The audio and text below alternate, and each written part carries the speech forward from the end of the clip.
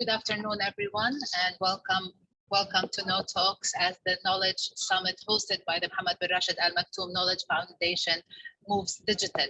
Today's session comes as the world will be celebrating the World Creativity and Innovation Day on the 21st of April, and will be titled Covinnovation, the Pandemic as an Innovator Accelerator. Please note that the session will be simultaneously translated into Arabic to anyone who wants to listen in.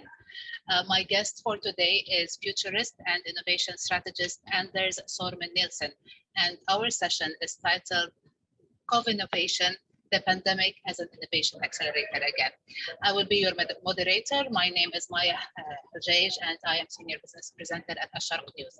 I have a list of interesting questions that I need to put forward, but before we get into that, let us listen to the presentation prepared by Anders Sörman-Nilsson, and of course the futurist and founder of the Think Tank and trend analysis firm Thinque, which provides database research, foresight, and thought leadership assets for global brands across 4 continents, and has published many books related to this topic over the past 10 years. Please go ahead, Mr. Anders. Thank you very much, and Ramadan Kareem to all of you in the world today.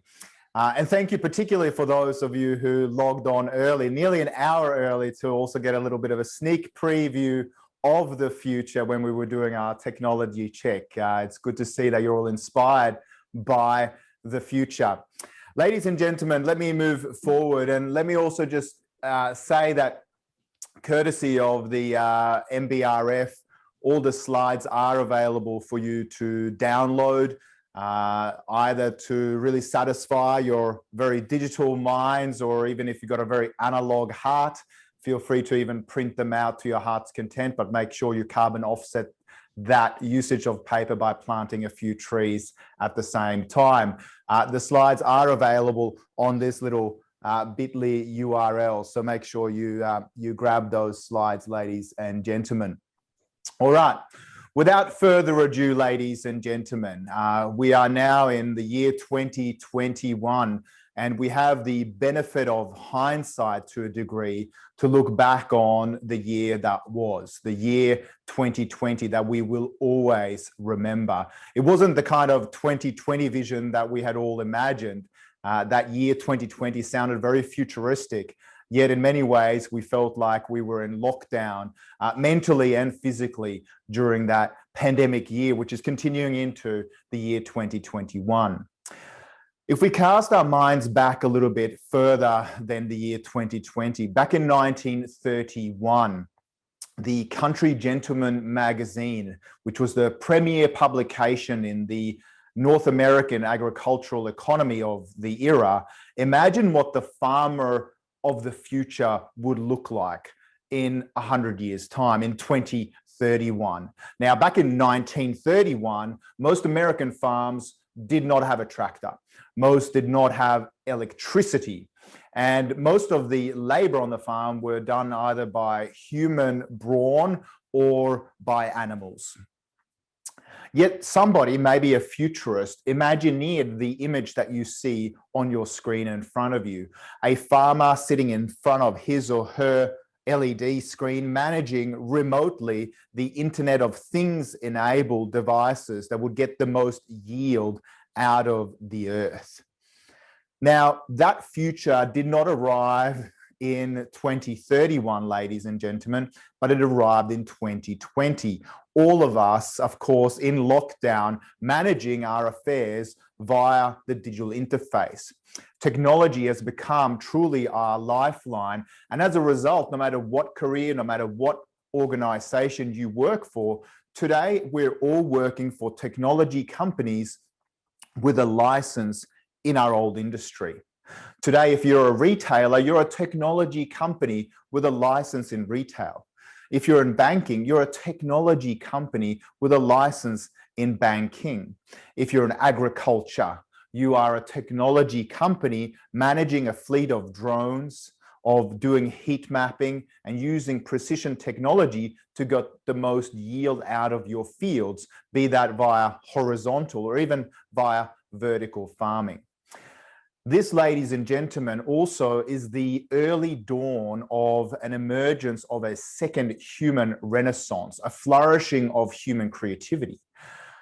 What we have seen historically is that pandemics have had a history of leading to social mobility. And this is one of the key points throughout today's presentation and my dialogue with all of you, ladies and gentlemen. What we've really seen is that the pandemic has in many ways become a little bit of a wormhole, a portal into the future. And that future did not arrive in 2031, it arrived in 2020. And for some, the future arrived a little too soon for us to be comfortable. We've certainly had to learn and adapt at speed. And we've asked better questions of ourselves about the future as a result. And as we think about how the economy will hopefully bounce back and get out of this pandemic curve and accelerate out of it, we are not going back to the year 2019 in 2021. But we need to ask ourselves more futuristic questions, such as if we imagine that we were all science fiction authors for a moment in time and traveled out to the year 2025. What are the future dynamics of the economic recovery journey in the next 5 years?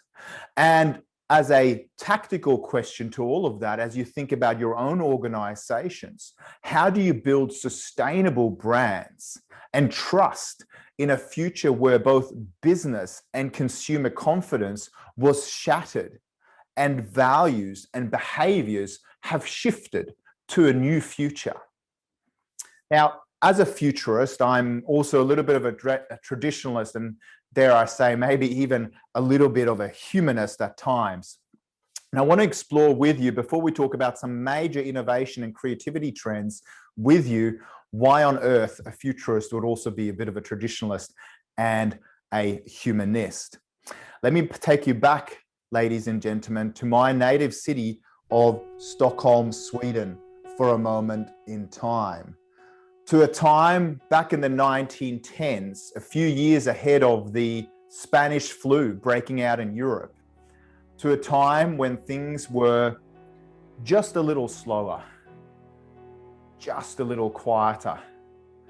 They were either this or that, black or white, not as grayscale as they seem to be today. And this here, back in the 1910s, was the urban vista that greeted a man by the name of Georg Johansson, or the son of Johan, as we call him here in Australia, where I'm broadcasting from today. As the second oldest son on the family farm, he had few inheritance rights, and as a result, he had to make his own entrepreneurial, creative future in the cityscape of Stockholm. And his commercial opportunity, after completing a retail apprenticeship for nearly 6 years, was to, in the year 1916, 2 years before the Spanish flu pandemic, to open up the doors to his first bricks and mortar shop. His commercial opportunity was to dress the increasingly sophisticated Swedish gentleman of the era. Now, this was a time before YouTube, before Zoom, before Instagram, even before selfie sticks, when looking into a camera was still very much of a technological novelty. And his business model was all about the bespoke, the personal touch, the human touch, and the belly-to-belly, face-to-face meeting with his clients. In a cap nod of approval to his family heritage, his family farm, as he became a man of commerce, he changed his surname from Johansson to the man from the southern farm, or Georg Sörman in Swedish. He's my great-grandfather, and as you can tell, he must have been a futurist because he's got a great haircut, cool little pocket square. You can also see that we share some genealogical traits with North Korean dictators. He invested in the latest technology of that era, the neon sign, as you just saw, which was used to win the then analog hearts and the then analog minds of yesteryear's customers. But for my mother, Birgitta, who looks pretty amazing and beautiful for a 106-year-old, as you can tell, we moisturize in my family and she still dresses me every day of the week. For her, the business environment has shifted, not just because of the pandemic, but also because of digital disruption. In many ways, digital disruption was the dress rehearsal or the precursor to the digital transformation and innovation era that we've now all gone through, where really 10 years worth of digital transformation and acceleration was compressed into a single year. We've all learned to adapt at speed, and COVID-19 in many ways has unleashed the largest and the fastest human behavioral change project at scale ever. Now, you can imagine what this has done to my mum's business. Clients used to walk into the shop. Well, even during the pandemic, they no longer came into the shop. Before that, they would be treating her shop as a showroom and a change room. And my mum doesn't like change, which is a problem because, of course, change doesn't really care whether I like it, my mum likes it, or you like it or not. It's always going to happen without our permission. And when the rate of external change and transformation outside of your organization trumps the rate of change and agility and learning inside of your organization or yourself, sooner or later, we'll find ourselves in dire straits. This is why we have to innovate, ladies and gentlemen. And a few years ago, I wrote a little love letter to my mum called Digilog, How to Win the Digital Minds and the Analog Hearts of Tomorrow's Customers, where I argued, Mum, it's not necessarily about throwing away tradition and the analog baby with the digital bathwater, but it's about bringing together the best of the analog world with the digital world to win both digital minds and analog hearts. During the pandemic, however, the most human touch when it comes to customer experience innovation has been the digital touch. We all wanted contactless, for example, and technology for the last year really has been our lifeline with humanity. And there's huge innovation and creative opportunity in this to ask ourselves better questions. And the types of questions I, as a futurist, ask myself are not just what's the latest and shiniest new penny in artificial intelligence, machine learning, or robotics, or drones. But I ask myself, which technologies enable us to be more human or even more humane? What allows us to trust more, to connect more, to reduce harm and friction, and do less menial work? What emerging innovations facilitate more meaningful human conversations? In the back of your mind, can you start thinking of a few? Because these types of questions enable us to make shifts that us as humans don't always enjoy. To illustrate how little humans like change, let me bring you back to 1967 for a moment in time, when the Swedish government, yes, I'm Swedish by birth and design, decided we were going to shift from left lane driving to right lane driving. As you can see, it was every ambulance chasing lawyers Disneyland, right? The big Swedish change management mantra from the government was just smile. We're all just new at this, right? Now, humans don't like shifting lanes from the analog to the digital world. We also don't like shifting lanes from left to right. So this was a massive challenge. As you can see, it was absolute mayhem. Let's compare and contrast that world of human error and the inhumane consequences of car crashes with a world where increasingly even our digital devices are now sensorially aware. And imagine for a moment sending your kids, your nieces, your nephews, brothers or sisters, or even your elderly grandmother across this intersection in her wheelchair confidently.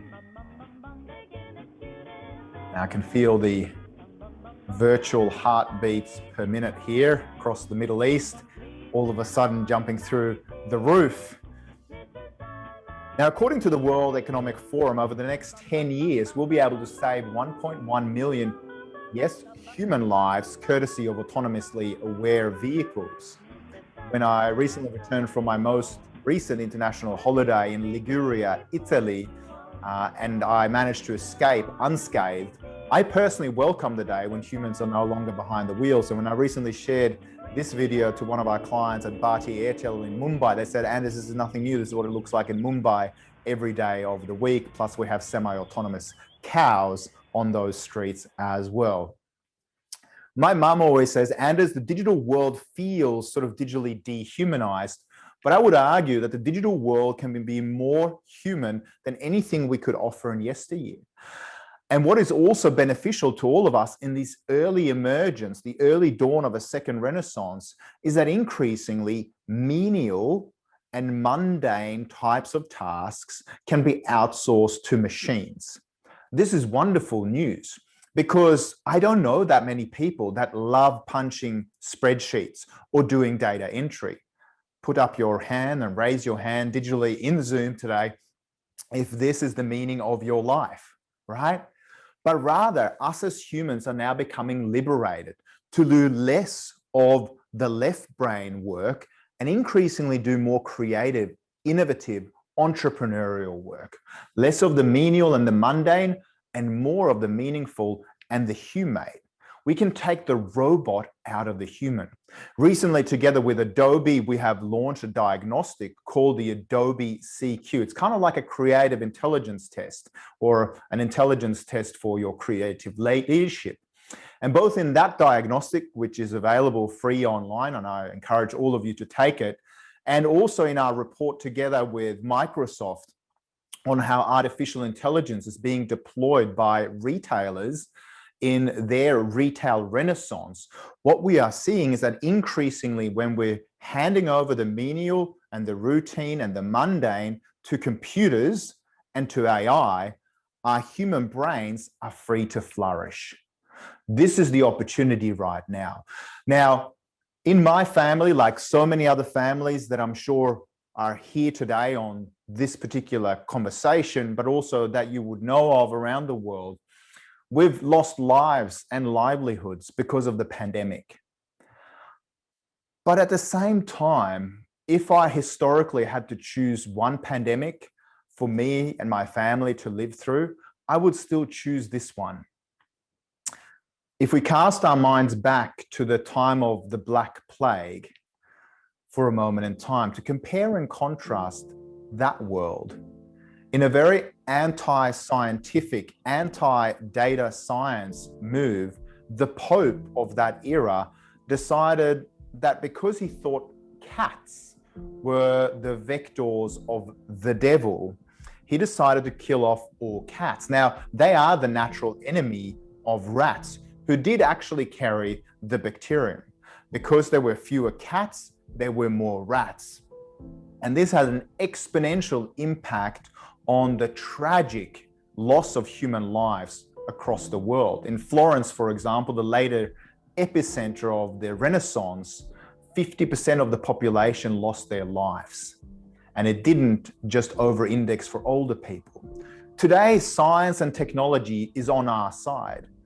And that data science is enabling us to actually scale our humanity, to offer and democratize access to medicine via, say, telehealth. This is the kind of data science that's enabling us to be even more human and to innovate at speed. COVID-19 was and is a burning platform for transformation. Now, there's a meme floating around the internet at the moment asking who led digital transformation inside of your organization. 4 choices. Firstly, was it your CEO? Secondly, was it your CIO? Thirdly, was it your CTO or Chief Technology Officer? Or fourthly, was it COVID-19 that led digital transformation inside of your organization? Big circle of red around COVID-19, right? This is what forced us as a learning platform to actually change our behaviors. There is no excuse today, ladies and gentlemen, not to be creative or to be innovative. We can no longer say that this will take X or Z amount of months to do. The Coalition for Epidemic Preparedness Innovations set a goal early on in the pandemic to go from gene sequencing to clinical testing of vaccine in 16 weeks. It took 10 weeks. We know, courtesy of technology and innovations, that we can do things faster than we ever imagined before. If there is a will, there truly is an innovative way.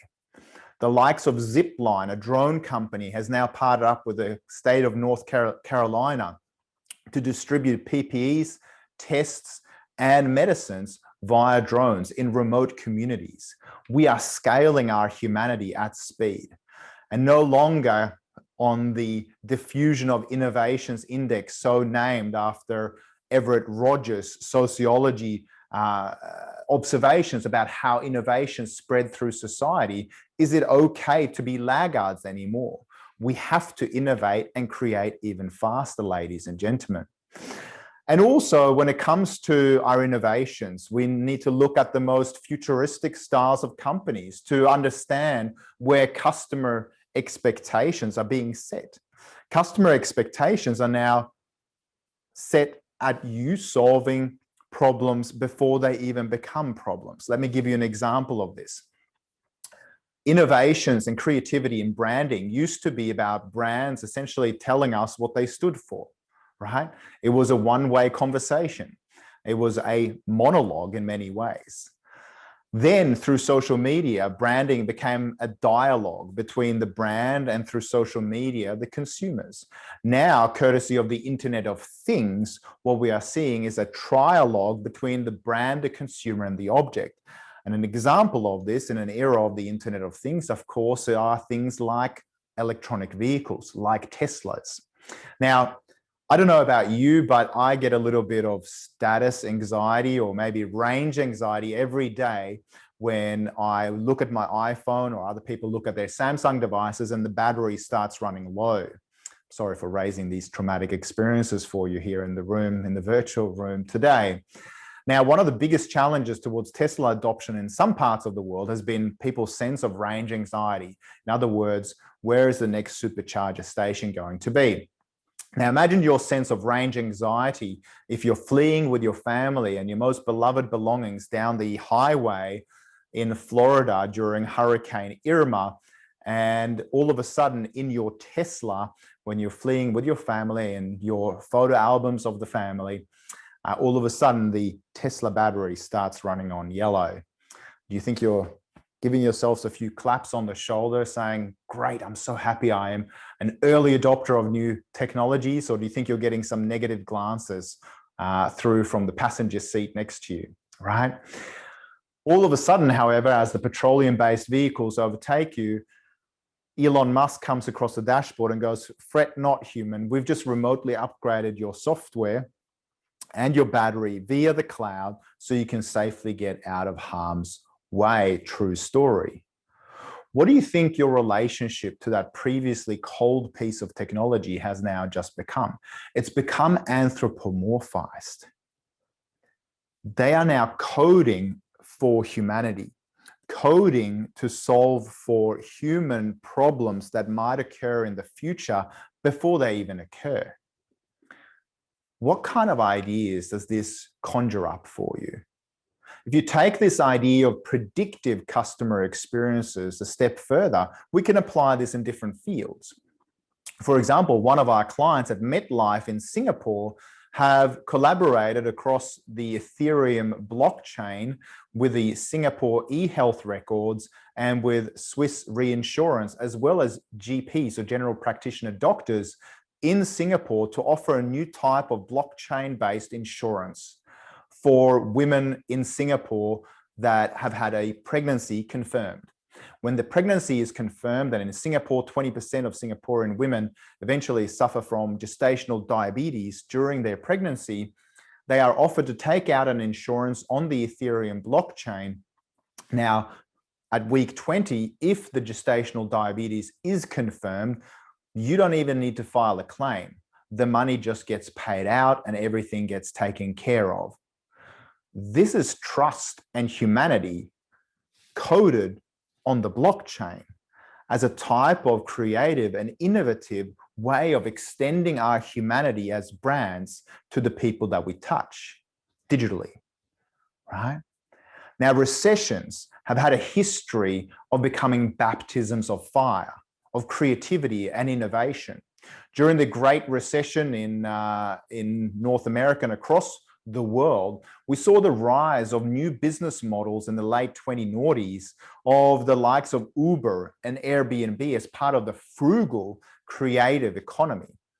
We were exposed to new ideas courtesy of social, local, and mobile technologies that we could share vehicles or even share houses.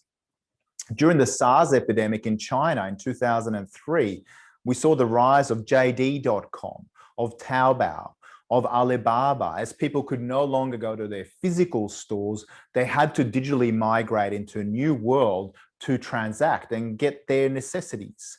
Even older brands like Microsoft and Disney were born out of recessions.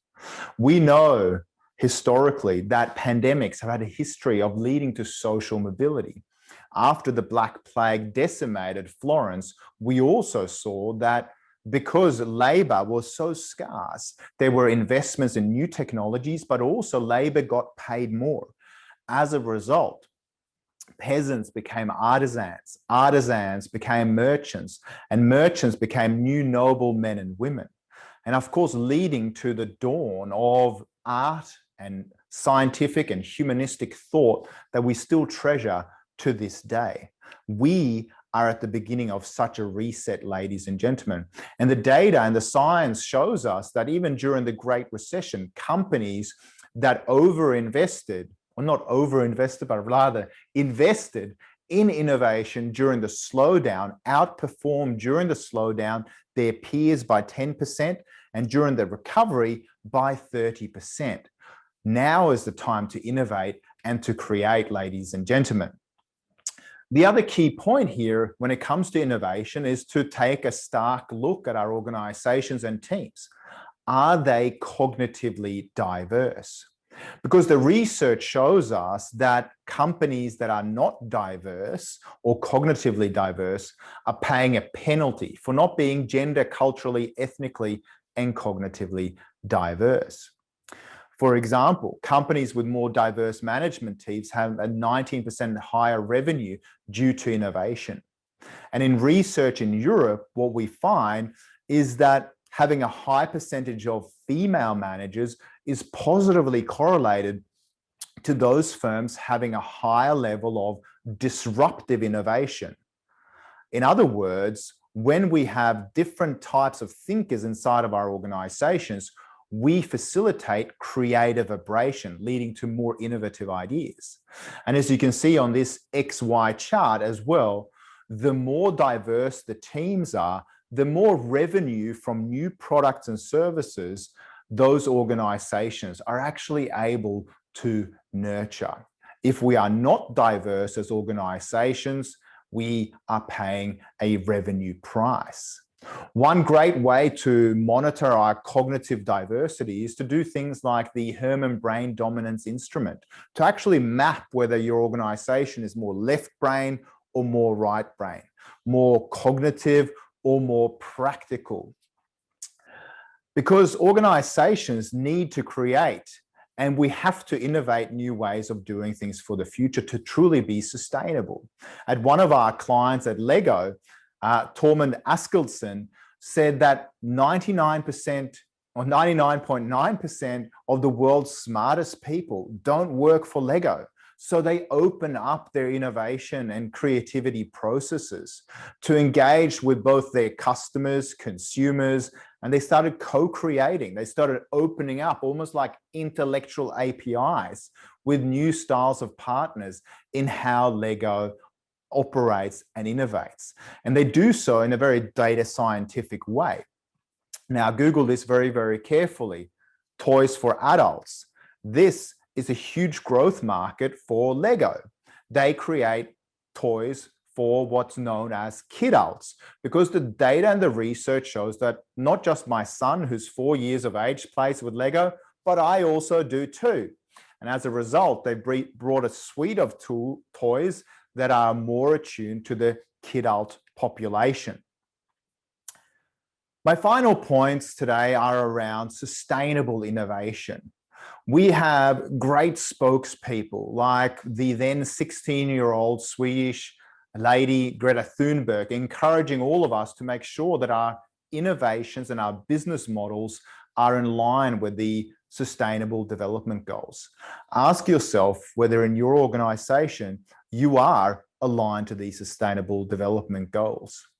Because innovation needs to be sustainable. And the great news today is that technology is enabling us to, in many ways, decouple from planetary constraints. Think about the humble iPhone for a moment. Now, if you think back to the 1990s, if you're old enough, I know I am, we can imagine old school ads, for example, from the likes of Radio Shack, advertising things like a computer, a VCR, a fax machine, a Sony Walkman, a VCR, a camcorder, etc.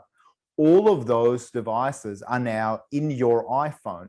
You no longer need all the planetary resources that went into the 13 or 14 different pieces of hardware. They're all on the iPhone today. The iPhone is helping us decouple from planetary constraints. And that as a result of technology, we can do more with less. Creativity is all about creativity within constraints, getting more out of the planet by treading more lightly on it. And that decoupling, courtesy of technology, has now started. Carbon emissions from total consumption, including imports, is down in US, Sweden, Germany, France, and the UK as a result largely of technology and our efficiencies today. We can also imagine and create new business models such as vertical styles of farming. I started today talking about broad acre farming and how that's shifted over the last 100 years. But now farming is also going vertical.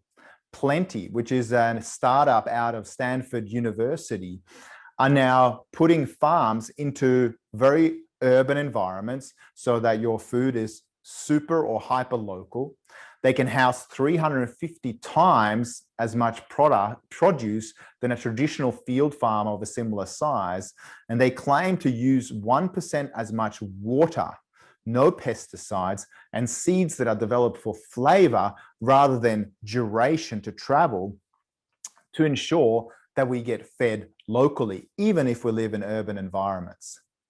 They believe they are a replacement for the entire agricultural supply chain that frankly is serving consumers less and less. They are rethinking what is better and what is different. But ask yourself, inside of your organization, culturally, what do people believe? At the University of Berkeley in California, we saw some research when it comes to putting forward new innovation and automation ideas. The research at the University of California, Berkeley, asked the following question: would you share an automation or innovation idea if you believe that if such an idea was actually implemented inside of your organization, you would have to do different work as a result of such an automation or innovation idea being implemented? Only 37% of people said they would. However, if they asked the question a little bit differently to sort of get a bit of a cultural nugget from that research, they said, would you offer an automation or innovation idea if you believe that the deployment of such an innovation idea would help make your job better? Then people, 87%, said they would gladly offer up such an idea. Inside of your organization, are people scared of different, or do they buy into the fact that the future can actually be better when we deploy technologies? I believe that at the present moment in time, we are at the dawn, courtesy of technology, when we can all step into what the Japanese call our ikigai, or our reason for being. When we get to combine the things that we are really, really passionate about, that we are also good at, that make a difference to the world, but also that we can get paid for. That is a small detail, right? When you have these four overarching or concentric circles combining, that is the source of creativity. When we get to do things we are passionate about, good at, that makes a difference to the world and that we can get paid for, all of a sudden we're humming in harmony and creativity. We released a report with ING last year on the future of work, And we saw that the future of work is no longer just about being STEM focused or sciences, technology, engineering, and maths focused, but rather that we need to recognize that it's not just the left brain, but also the right brain of creativity, entrepreneurship, and emotional intelligence that's critical as we decide to create the future. Now, excuse me. Futurists don't necessarily leave you with 3 silver bullet points to end all of your cognitive inquiries, but rather we ask questions to help you truly start thinking about the future and start innovating and creating for yourselves and your organizations. And as you write down the bit.ly URL where you can download the slides, pay attention to the capital letters here as well. I want to leave you with one final question. And that question is to imagine for a moment that you are truly a science fiction author. Imagine that it's now 2030 and on your watch, your company, your organization went belly up. What were the trends that you just missed?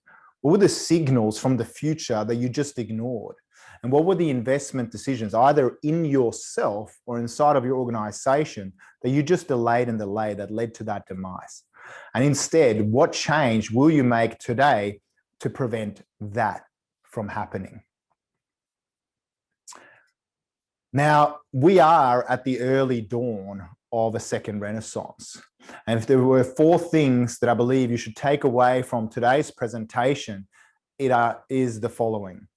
The final thinklets from me today is that we need to invest in technologies that help your brand and its solutions be more humane. Secondly, invest in technologies that enable your talent to do less of the menial and more of the meaningful. Diversify your cognitive portfolio internally and externally to drive sustainable innovation. And rethink resource consumption and challenge yourself to do more with less. We know that pandemics have had a history of leading to huge human behavioral change. We know what the Black Plague did back in the day. We know it led to the spawning of humanistic scientific thought and creativity and artworks that we still mesmerize in. Today, I believe that the future of creativity and innovation is at the intersection of where human intelligence meets artificial intelligence, where truly when these 2 worlds of man and woman and machine come together, we can create more humanistic, more humane outcomes that truly scale our humanity. Not just focus on the left brain, but increasingly on the right brain of entrepreneurship, creativity, and emotional intelligence. Start preparing for that future today, ladies and gentlemen, because that is where we're going to spend the rest of our lives. Thank you very much.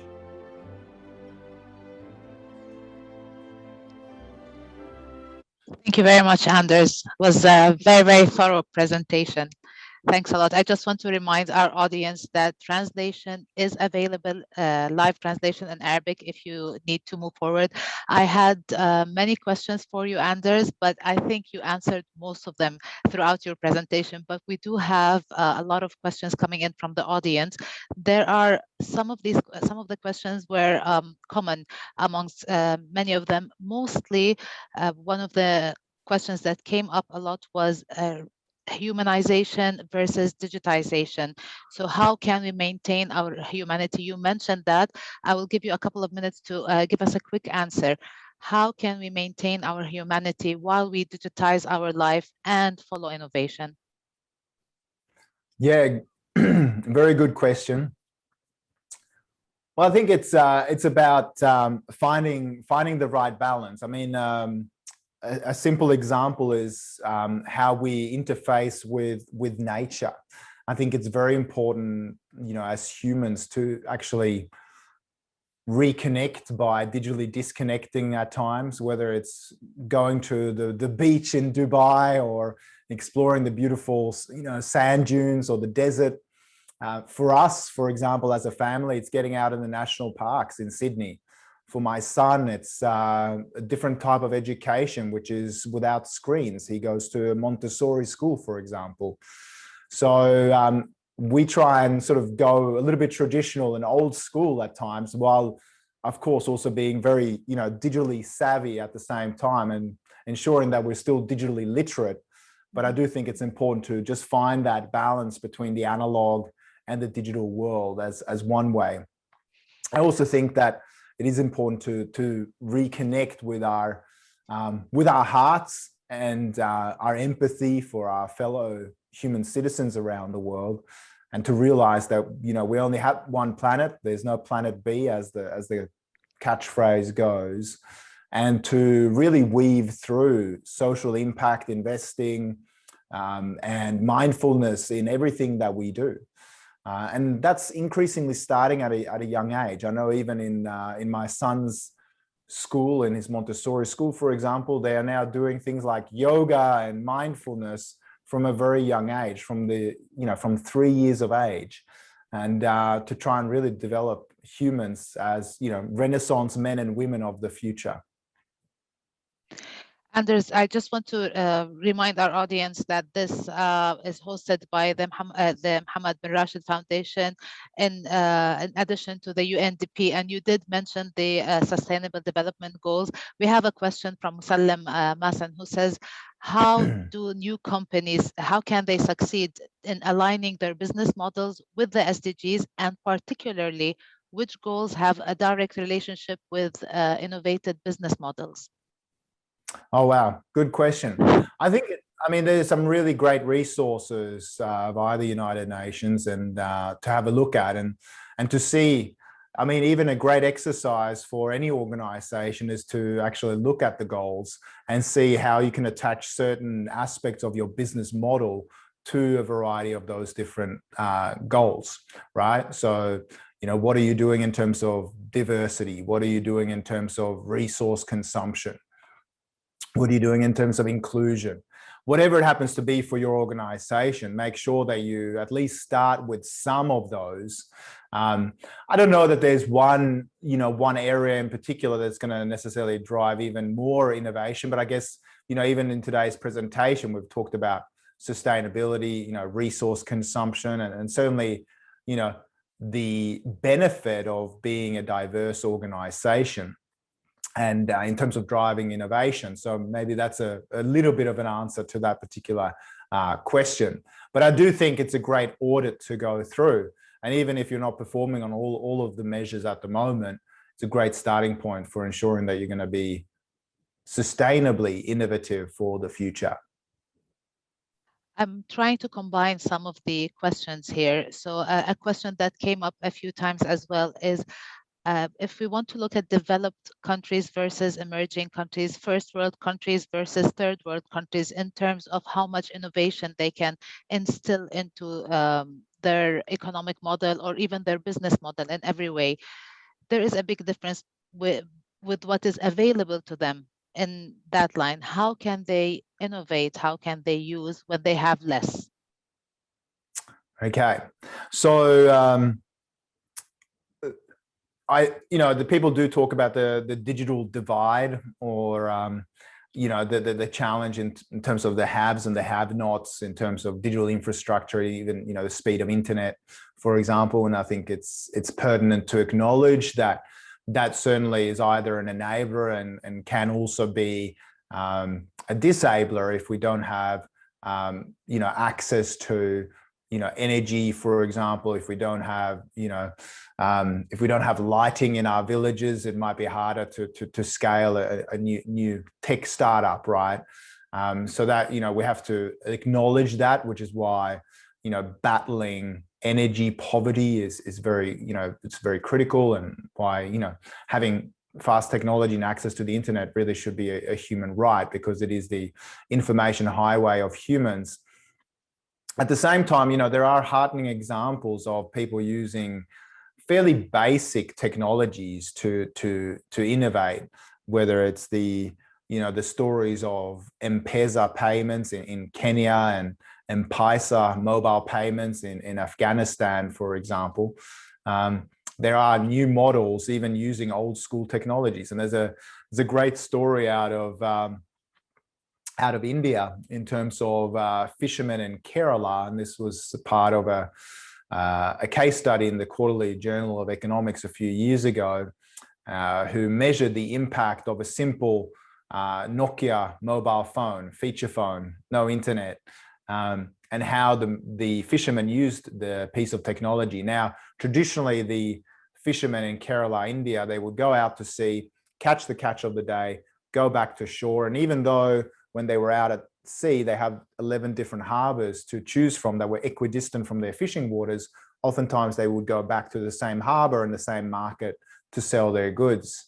Up until one day when somebody realized that they could make a phone call from sea to the 11 different harbors and see what's the price of fish going to be, and then as a result choosing where to go.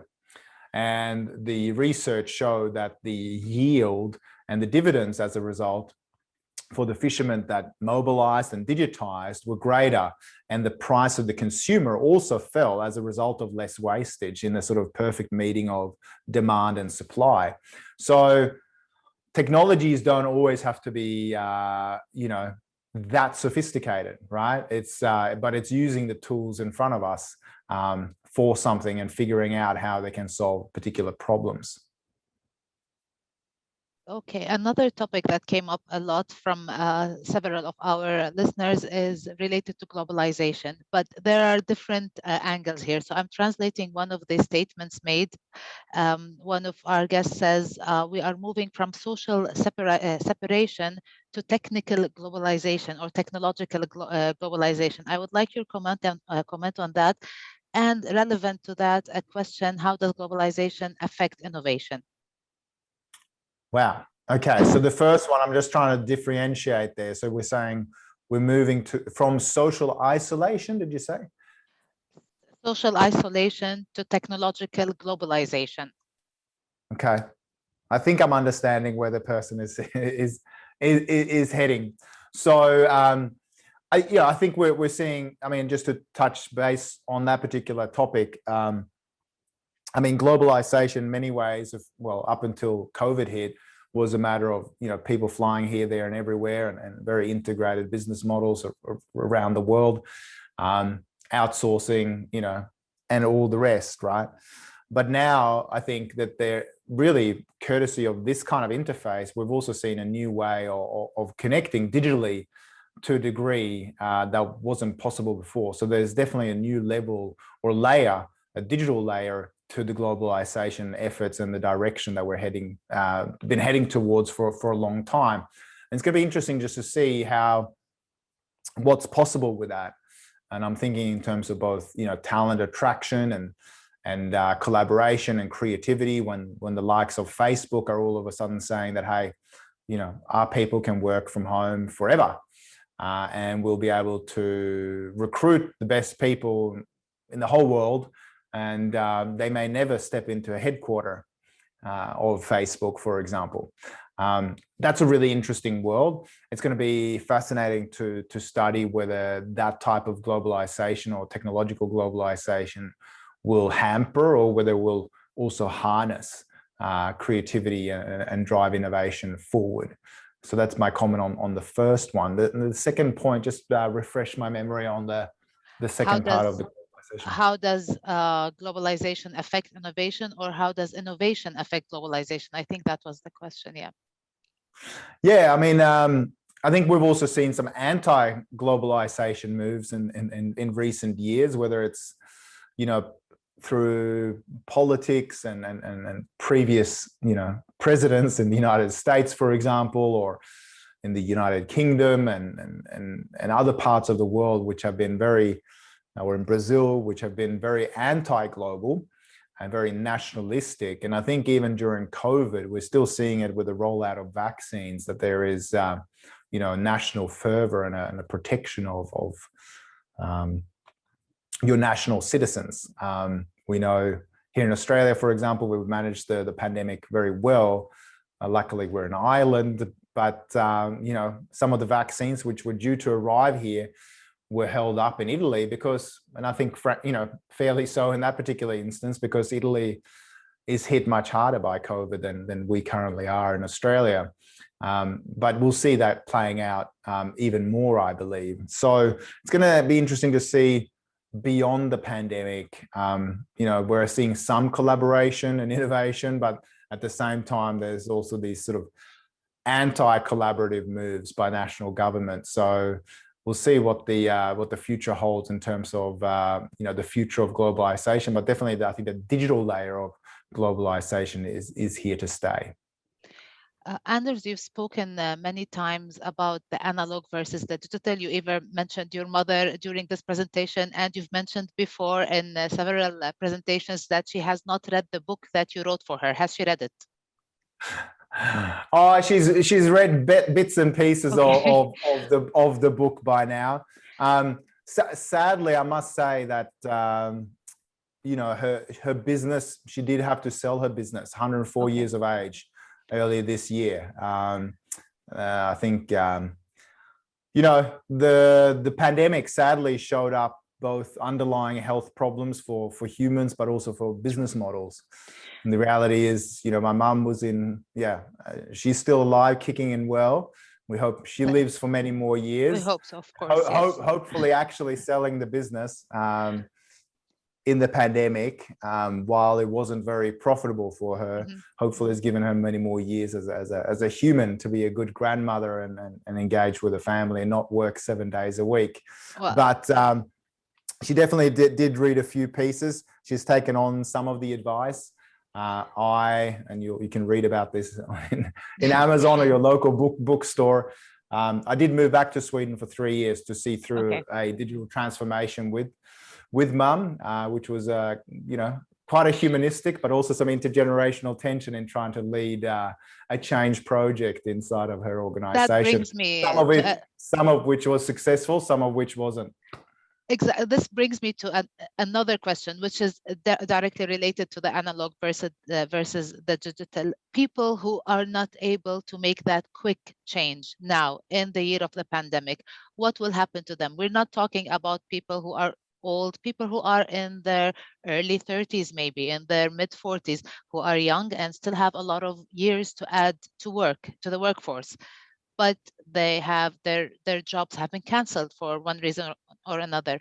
How can they move from the analog to the digital? How can they innovate? How can they make the next step? I think the heartening aspect to education and re-education is that is happening and being rolled out at scale. I would say that if your old job is no longer around, there is so much access now digitally to education, whether it's through Coursera or the Khan Academy or digital universities, whether it's micro courses and micro credentialing. We can re-educate ourselves very, very quickly. And I think certainly the slowdown has enabled us and forced us into rethinking how we do business. I do think that digital in many ways is the lingua franca, or the mother language of the future. It's not English or Arabic or Chinese, Mandarin as the language of business in the future. It's really being able to speak digital, to be able to communicate, globally via this interface, via podcasts, vodcasts, whatever the future communication tools are, Clubhouse, etc. It's constantly being curious and wanting to learn. And I think that's probably one of the biggest assets we can have now, to truly be curious and to be willing to learn. I look at my son, who's nearly 4 years of age now, and just what he's learned during the pandemic, and I go, what have I done during the pandemic? Well, I've given a lot of virtual presentations around the world. We've learned to set up a new studio. We've launched the Second Renaissance podcast, for example, on Spotify. And so, we've done a bunch of things. We've co-published a few things with Adobe and Microsoft, and we're rolling with it. Our business model certainly is shifting and evolving, but he's learning 2 languages at home. You know, he's learned to go to the bathroom by himself. You know, he's growing exponentially, and I find that very inspirational when I look at, you know, how much kids learn during a year, and even, you know, him learning about the virus at a very young age, and being curious about it, and learning how to cough or why people wear masks, etc. You know, there's a great suite of tools that we've been using in books to help him understand science at a young age. So I think these are heartening ways to encourage ourselves to learn new skills and new technologies. I would say that it's not so much a choice now of like, but, you know, before the pandemic, I think you could, you know, be a bit of a laggard and not use technologies.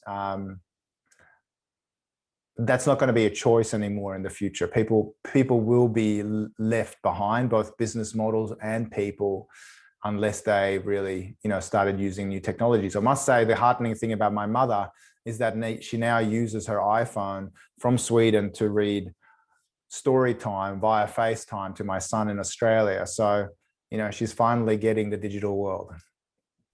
That brings us to the question about education, which is another question that has come up a few times. With all the innovation that has happened in the education systems, will we lose the human touch? I mean, you mentioned since the beginning, you said it a few times, it's one of your 4 core messages at the end: stay human, look for ways to be more humane. But then when your classroom is a virtual classroom and you're losing this touch, this relationship with your classmates and with your teacher, how can we innovate in a way that we do not lose that as well? Yeah, well, I think that there's definitely a lot of pent up demand for people to see each other face to face. And I think we'll have to figure out in a safe way how people can meet again. I also know that, you know, from the world of gaming and virtual games and, you know, MOOCs, etc., that people are able to collaborate in the virtual world as well to solve tasks, and to innovate at scale. I mean, you know, things like the blockchain were created because of, you know, virtual creativity, right? People collaborating on something, or whether it's open innovation, for example. So it is possible to innovate and create in the virtual world as well. But of course, a lot of us also crave that human touch, you know, contactless and sterilized, of course. But I think one of the fascinating things is when we do eventually go back to physical work, we might only do so 2 days a week or whatever it happens to be. And it's going to be specifically for the purpose of having, you know, brainstorming sessions and really making time count when we invest in going back into the office. It's going to be for the specific purpose of creativity and innovation. So in your opinion, the business models have changed completely? Well, I think, yeah, universities and business models have changed. And I think, you know, the default used to be that, you know, if you're a university, you had to be there for lectures. If you're a workplace, you had to be there for work. That's no longer the default position. And both universities and workplaces are going to have to really argue for why people should come back into those physical places. And I think innovation and creativity, culture, team building, the human side of things are the reasons to go back and really nut out what we can, how we can create sustainable innovation for the future products and services.